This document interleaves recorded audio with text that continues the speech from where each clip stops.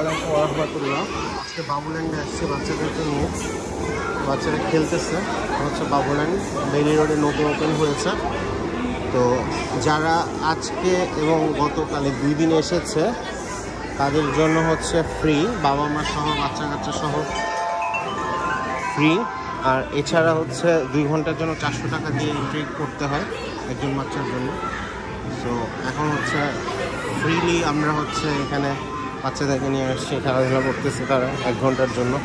এখানে মাসাজেরও ব্যবস্থা আছে, বডি মাসাজ, খাওয়া দাওয়ার ব্যবস্থা আছে,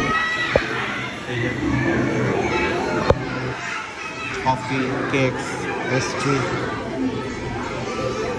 আইসক্রিম বাচ্চাদের জন্য।